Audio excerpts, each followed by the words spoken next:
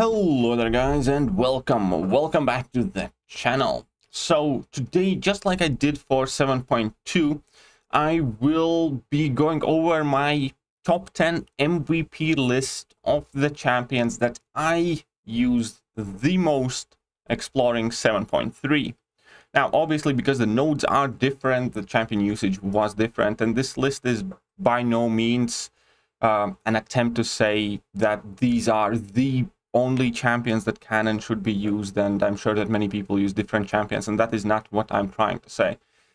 This is merely a reflection of my own run, thinking back which champions kind of did more for me, which kind of were more impactful.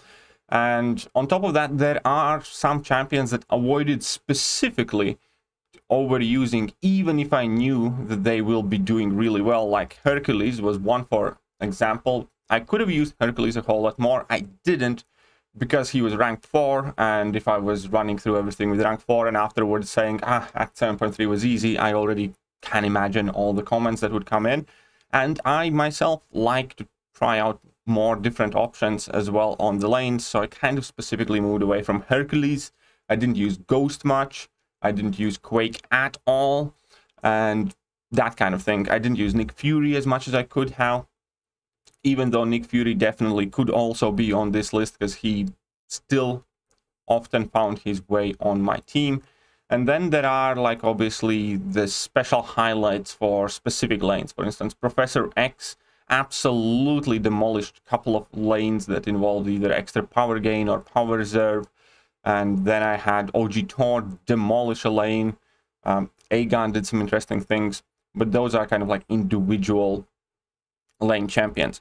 Now I'm going to be going overall which champions found their way on my team most frequently and had the biggest contribution. So spot number 10, I have given to a Mystic champion that is new Skylwitch. She was actually really useful for 7.3. And one of the reasons is specifically that ability to nullify on parries, where opponents got the unblockable buffs. She was one of, if not the handiest champion to bring in, where if you can nail your parry timing, you never had to worry about opponents having unblockable buffs specifically. But in general, she is also a Mystic champion that quickly triggers Mystic Dispersion and has the rapid fights. And obviously there were times when fights spiraled out of control quite quickly. But in general, Scarlet Witch did excellent. Absolutely love using her, and she's also one of the, if not the only champion that made on this list as a rank 2 6-star.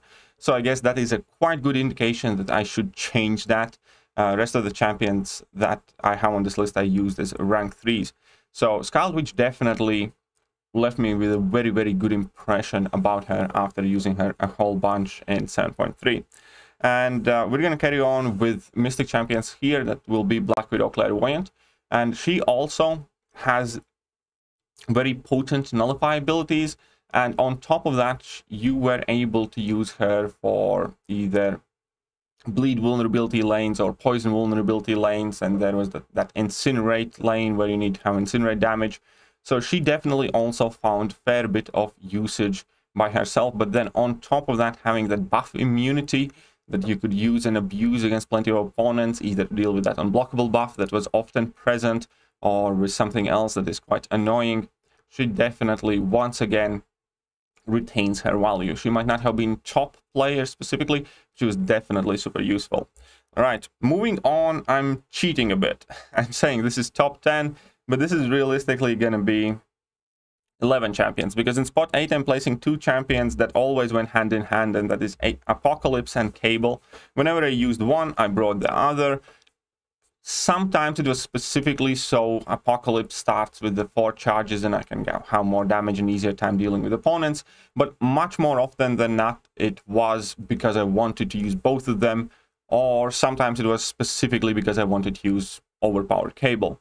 Both of these champions definitely put in plenty of work, especially against nodes where opponents had tenacity on, or Apocalypse is one of the only champions that are coming to my mind at the very least that is immune to disorient, so there are very significant upsides to that.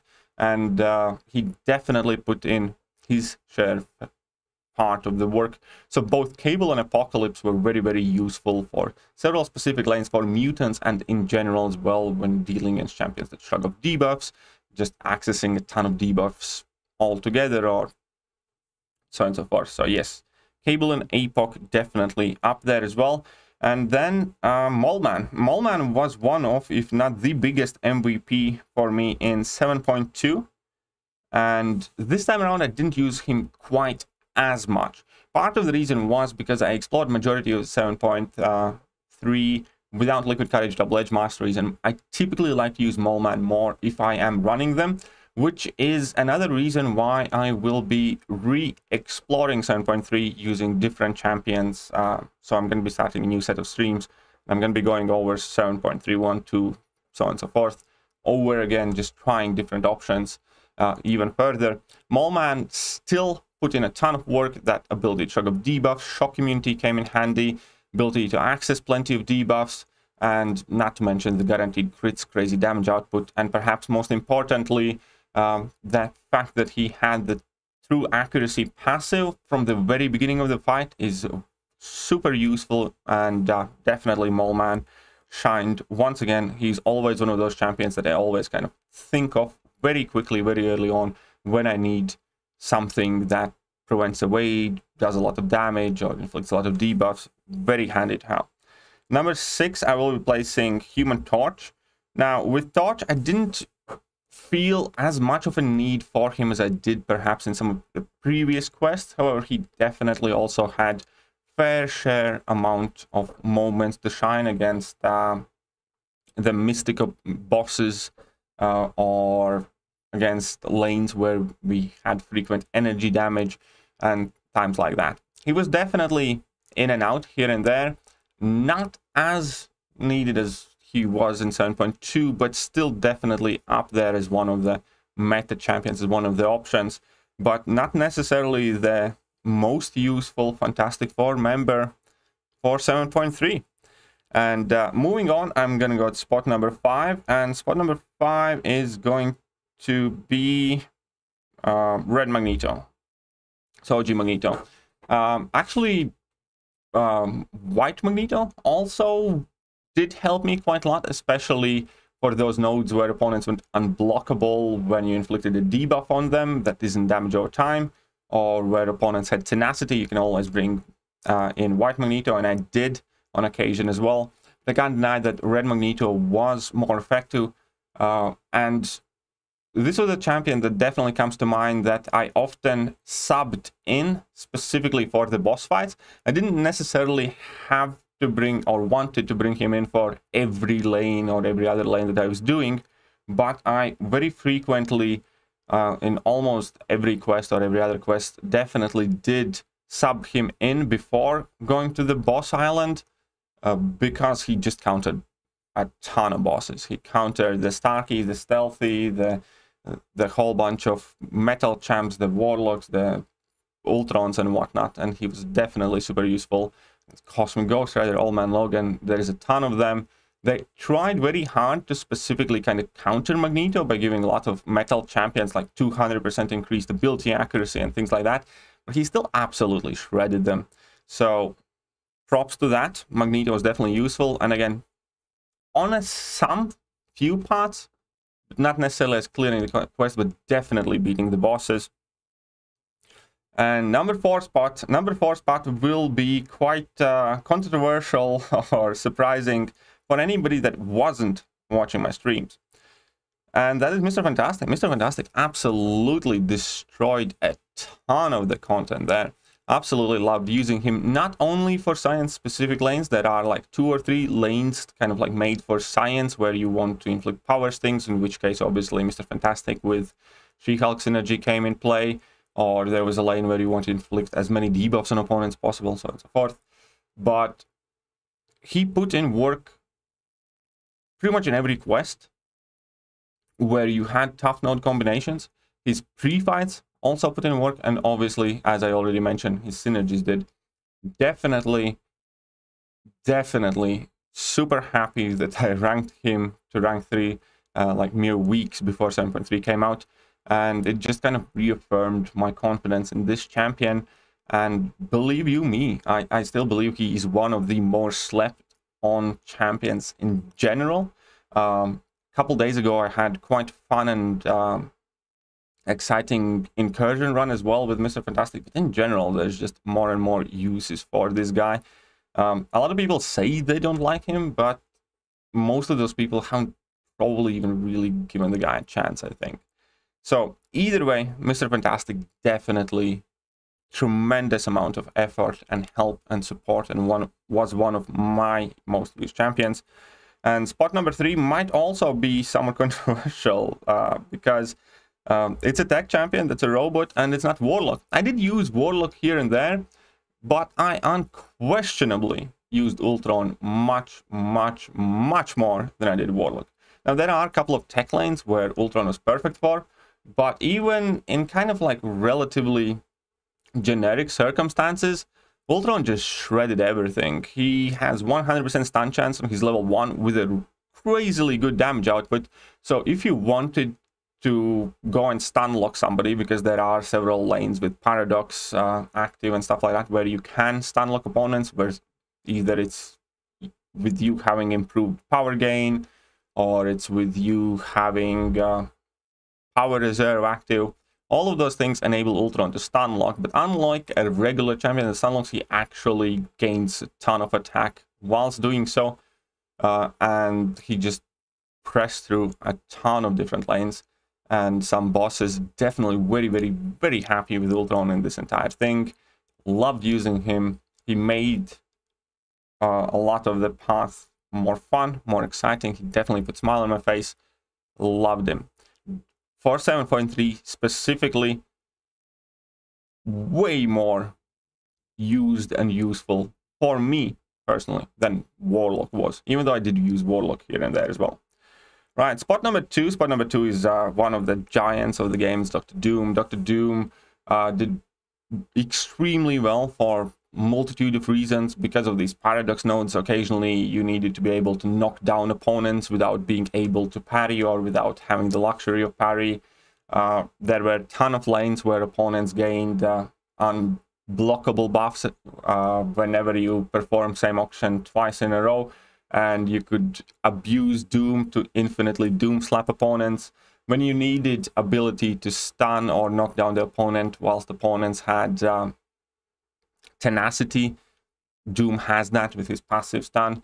Obviously, extremely good power control, just plenty of things to love about the champion, and once again, he was one of the MVPs for pretty much everything. I'm sure I wouldn't have used him as much had I been running Liquid Courage Double Edge, but since I wasn't, he was frequently one of those champions that I used a lot, and I occasionally specifically also kind of pulled back from, but whenever it kind of push came to shove or I wasn't entirely sure what I'm going to bring in, just Doom went in the spot.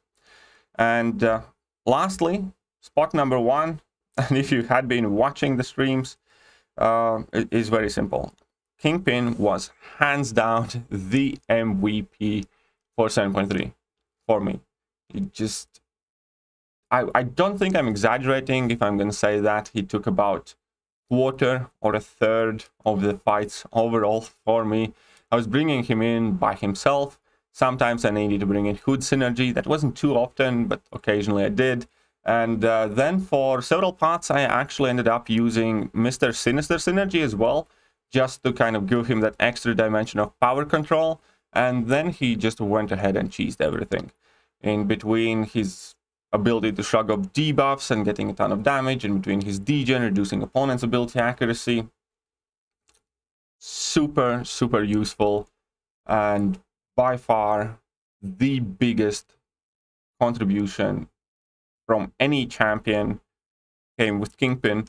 And whenever I was using Kingpin, I was also enjoying it, because for half of the time it feels like I'm breaking the rules.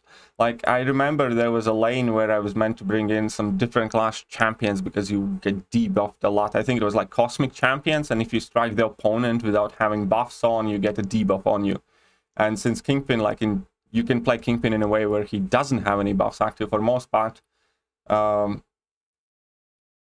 with every hit he gained a debuff, and obviously with Hood synergy that got converted into rage, and he was just stacking up overpower buffs and destroying the opponents.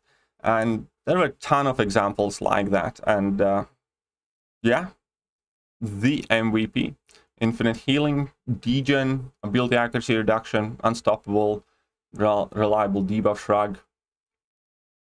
It was all there. And absolutely love the guy. Could even stun locks on some lanes with level 3s exclusively. You could legitimately stun lock. I think it was where debuff duration was increased and power reserve or something like that. He was definitely stun locking something as well. But yeah, so those are my 10 most used champions, exploring 7.3.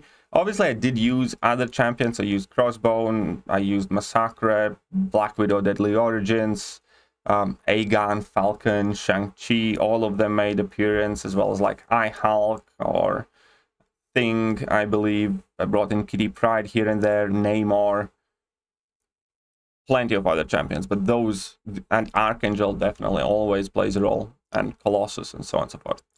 King Groot is excellent for a couple of buffs, and there are a ton of champions that can be used. And again, keep in mind, I'm not trying to make a video saying that, you know, these are by far the best champions ever to exist by 7.3. It's just kind of like a cutout of who I found most useful and enjoyable, and on the champions that I ended up relying the most. Anyways, I hope you guys find this video useful, and if you do, hit that like button, hit that sub button, hit all the buttons, and I will catch you guys later. So yeah.